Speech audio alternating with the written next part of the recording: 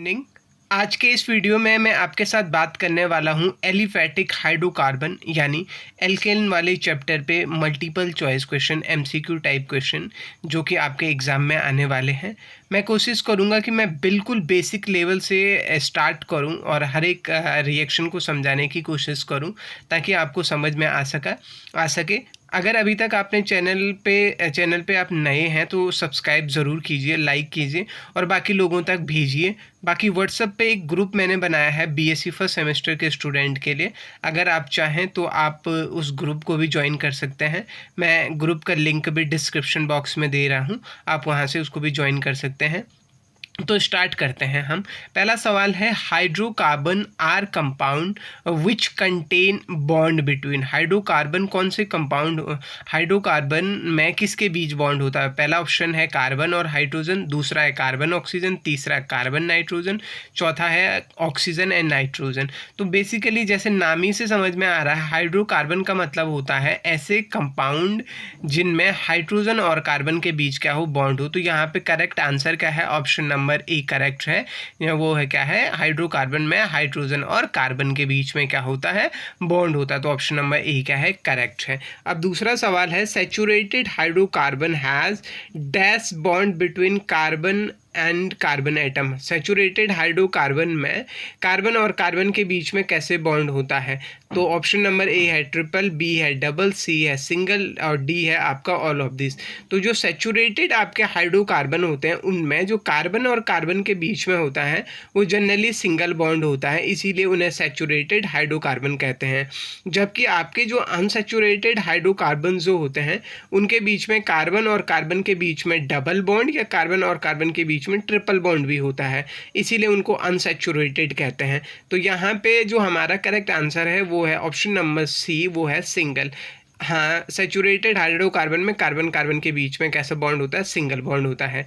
एक और बात, अगर आप इस वीडियो को देख रहे हैं तो आप अपने पास एक कॉपी और पेन उठाइए। जैसे जैसे मैं बातों को कहते जा रहा हूँ आप उन बातों को नोट भी कीजिए, क्योंकि जब आप नोट करेंगे तभी आपको समझ में आएगा। और वीडियो पूरा देखिए। तीसरा सवाल है if carbon carbon bond contain single bond with open structure it is called.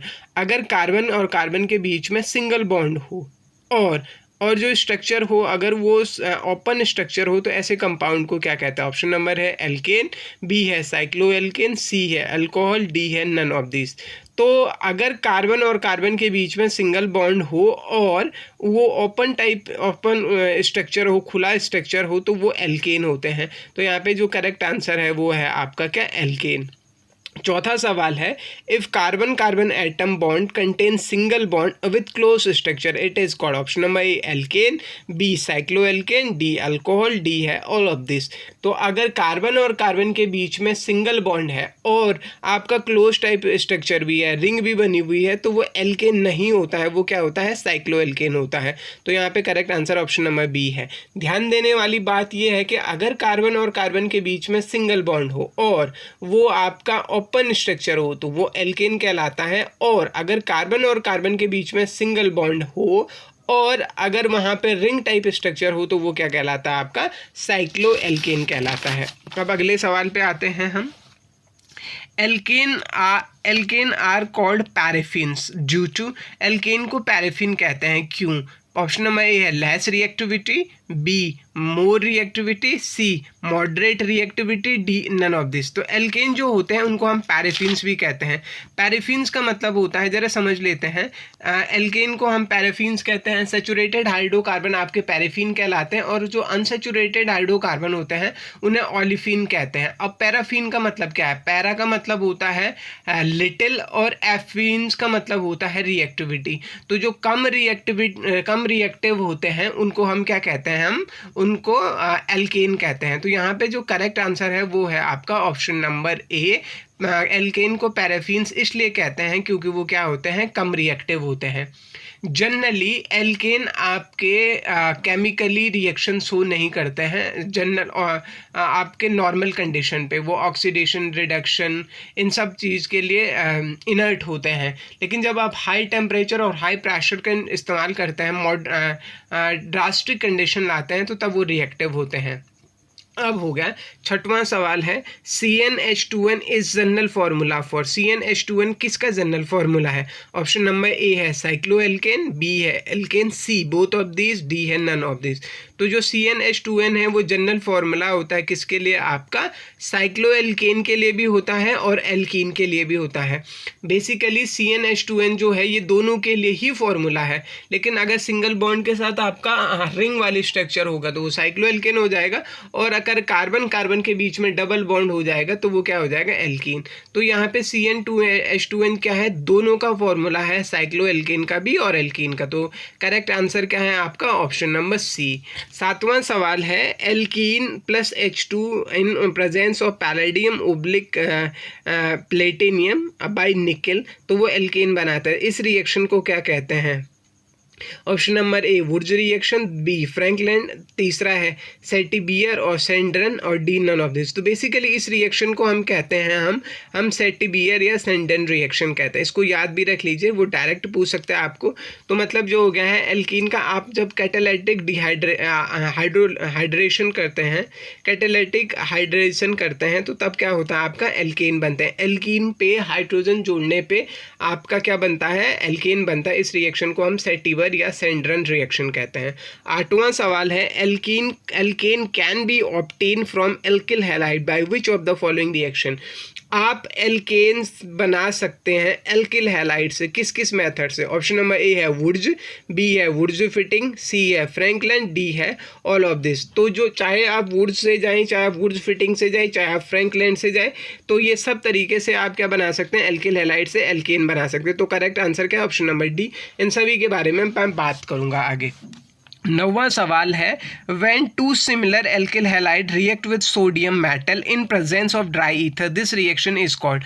जब दो सेम एल्किल हैलाइड की रिएक्शन हम सोडियम मेटल की उपस्थिति में करते हैं, सोडियम मेटल के साथ ईथर की उपस्थिति में करते हैं, तो इस रिएक्शन को क्या कहते हैं? ऑप्शन नंबर ए है वुड्स रिएक्शन, बी है कोरी हाउस रिएक्शन, सी है वुड्स फिटिंग रिएक्शन, डी है फ्रैंकलैंड रिएक्शन। देखिए यहाँ से सवाल बनने के चांसेस हैं। तो अगर आप कहेंगे कि जब आप दो सेम एल्किल हैलाइड लेते हैं, जैसे आपने एक क्या लिया, आपने मेथेन लिया, मिथाइल, दो सेम एल्किल हैलाइड लेना, जैसे आपने मिथाइल क्लोराइड लिया, दूसरा भी आपको मिथाइल क्लोराइड लेना है, दोनों मिथाइल क्लोराइड की रिएक्शन आपने किससे की? सोडियम मेटल से की, तो वो क्या बना देगा? आपका एथेन बना देगा, एथेन बना देगा। तो इस रिएक्शन को हम वुड्स रिएक्शन कहते हैं। जब दो सेम एल्किल हैलाइड लेते हैं तो वुड्स होता है, और जब दो अलग अलग एल्किल हैलाइड आप लेते हैं तो वो क्या होता है? और वुड्स फिटिंग होता है। अब 10वां सवाल है CH3Cl twice NaCH3Cl dry ether, ये रिएक्शन कहलाएगी आपकी Wurtz reaction, Wurtz Fitting reaction, Frankland reaction, none of this. अभी ये वुड्स रिएक्शन, क्योंकि आपने एक CH3Cl लिया है, दूसरा भी आपने CH3Cl लिया, दोनों एल्किल हैलाइड क्या है? सेम है। जब दोनों ही एल्किल हैलाइड सेम होते हैं तो वो क्या कहलाती है? आपकी वुड्स रिएक्शन। तो करेक्ट आंसर क्या है? Option number A Wurtz reaction. आपका 11वां सवाल है CH3Cl twice NaC2H5Cl dry ether, condition same है। देखिए क्या अंतर क्या है? आपने एक CH3Cl लिया, दूसरा क्या लिया? C2H5Cl लिया, मतलब एल्किल हैलाइड क्या है? दोनों अलग अलग हैं। तो जब आप दोनों अलग अलग एल्किल हैलाइड लेते हैं तो वो रिएक्शन कहलाती है आपकी वुड्स फिटिंग रिएक्शन। अब हो गया आपका 12वां सवाल reaction of alkyl halide with zinc dust to produce alkane, it is called Wurtz reaction, Wurtz Fitting, Frankland और ऑल ऑफ देम। तो बेसिकली एल्किल हैलाइड की रिएक्शन जब आप क्या करते हैं, यहाँ पे एल्किल हैलाइड सेम या डिफरेंट कुछ भी हो सकता है, उसकी रिएक्शन आप जिंक के साथ करते हैं तो वो क्या बना देता है? आपका एल्केन बना देता है। इस रिएक्शन को हम फ्रैंकलैंड रिएक्शन कहते हैं। तो यहाँ पे correct answer option number C है।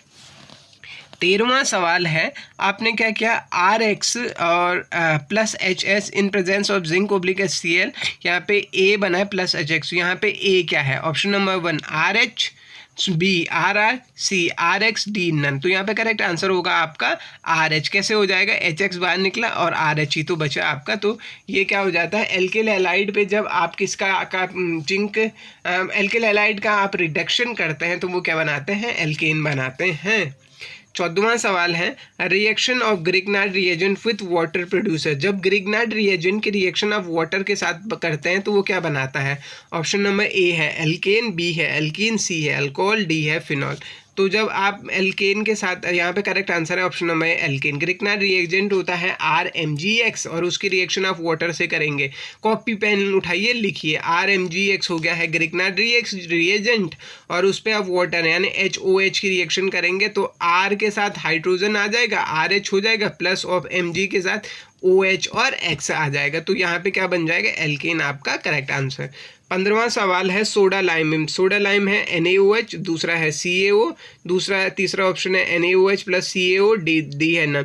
तो सोडा और लाइम, सोडा हो गया NaOH और लाइम हो गया है CaO, लेकिन सोडा लाइम एक साथ क्या होगा, NaOH plus of your CO। तो करेक्ट आंसर क्या है आपका यहाँ पे, वो है ऑप्शन नंबर C। 16वां सवाल है when soda lime react with the salt of carboxylic acid it produces. जब सोडा लाइम के रिएक्शन आप कार्बोक्सिलिक एसिड के साथ करते हैं, सॉल्ट ऑफ कार्बोक्सिलिक एसिड के साथ करते हैं, तो वो बनाता है एल्केन, एल्कीन, अल्कोहल और ऑल ऑफ दिस। तो यहाँ पे करेक्ट आंसर है आपका ऑप्शन नंबर ए एल्केन। अभी कैसा बनता है वो मैं आपको बताता हूँ अगले में।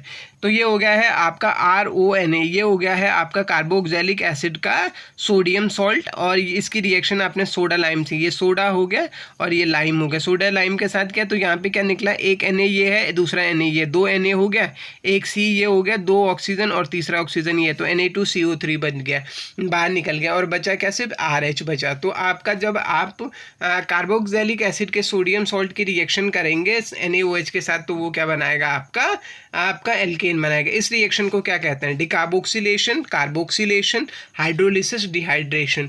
तो डिकार्बोक्सिलेशन होता है CO2 का निकलना है, क्योंकि इस मॉलिक्यूल से क्या निकला है, CO2 निकला है, डिकार्बोक्सिलेशन। तो इस रिएक्शन को हम डिकार्बोक्सिलेशन रिएक्शन कहते थे।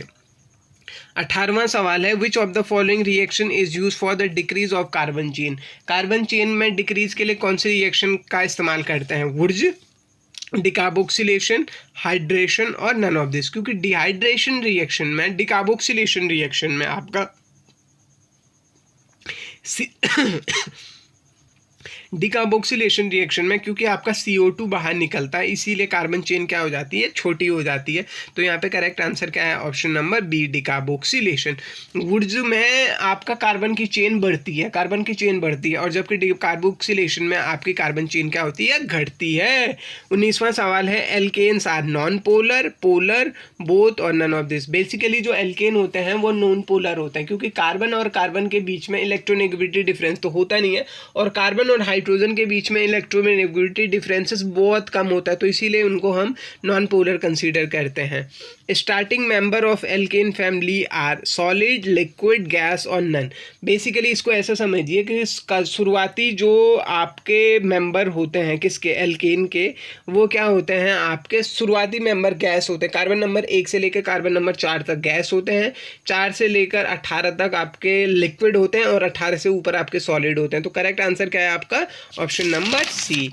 अब थोड़ा सा और 21वां सवाल है boiling point of alkene with molecular mass, molecular weight. मतलब क्या हो गया कि एल्केन का बॉइलिंग पॉइंट मॉलिकुलर मास के साथ कैसे बढ़ता है, इंक्रीज होता है, डिक्रीज होता है, या कांस्टेंट होता है, या नन ऑफ दिस। तो बेसिकली जो एल्केन का जो बॉइलिंग पॉइंट होता है वो मॉलिकुलर वेट के साथ इंक्रीज होता है। आपका 22वां सवाल है which of the following has highest boiling point. इनमें से किसका सबसे ज़्यादा बॉइलिंग पॉइंट है, N pentane, isopentane, normal pentane और ऑल आर द सेम। वैसे क्या, अगर आप देखा जाए, अगर आप आइसोमर की बात करते हैं, नॉर्मल, नियो, आइसो की बात करते हैं, तो हमेशा नॉर्मल का बॉइलिंग पॉइंट ज़्यादा होता है। इसकी वजह क्या है, क्योंकि जैसे जैसे उसमें जैसे जैसे आपके पास बल्कीनेस बढ़ती है, मतलब आपका नियो और आइसो में क्या होता है, अल्काइल ग्रुप की संख्या बढ़ जाती है, और अल्काइल ग्रुप हाइड्रोजन बॉन्डिंग को करने नहीं देते हैं, और इसीलिए यहाँ पे करेक्ट आंसर क्या होगा, नॉर्मल पेंटेन। इस तरीके के सवाल अगर आपसे पूछे तो नॉर्मल का बॉइलिंग पॉइंट हमेशा ज़्यादा होता है। 23वां सवाल है alkanes are soluble in polar solvent, non polar solvent, both, none of this. तो बेसिकली एल्केन कैसे थे आपके, नॉन पोलर थे, तो नॉन पोलर किस में सॉल्युबल होगा, नॉन पोलर ही में होगा। तो करेक्ट आंसर क्या है आपका, ऑप्शन नंबर बी। देखिए अगर पोलर कोई मॉलिक्यूल होगा तो वो पोलर ही में सॉल्युबल होगा, और अगर कोई मॉलिक्यूल नॉन पोलर है तो वो नॉन पोलर ही में सॉल्युबल होगा। 24वां सवाल है density of alkene with molecular weight increases, decreases, both और दिस। तो 24वां का सवाल है डेंसिटी कैसी होती है, इंक्रीज होती है, डिक्रीज होती है या बोथ और नन। तो डेंसिटी मॉलिक्यूलर वेट के साथ हमेशा क्या होती है, इंक्रीज होती है। 25वां सवाल है alkane of general formula. Alkane का general formula CnH2n, CnH2n+2, CnH2n-2 और नन। तो एल्केन का जनरल फार्मूला तो आपको पता ही है CnH2n+2। तो करेक्ट आंसर है ऑप्शन नंबर बी। अगर आपको वीडियो हेल्पफुल लगा प्लीज़ शेयर कीजिए, लाइक कीजिए, कमेंट कीजिए, मुझे बताइए और नेक्स्ट पार्ट हम जल्दी लेके आते हैं। Thank you.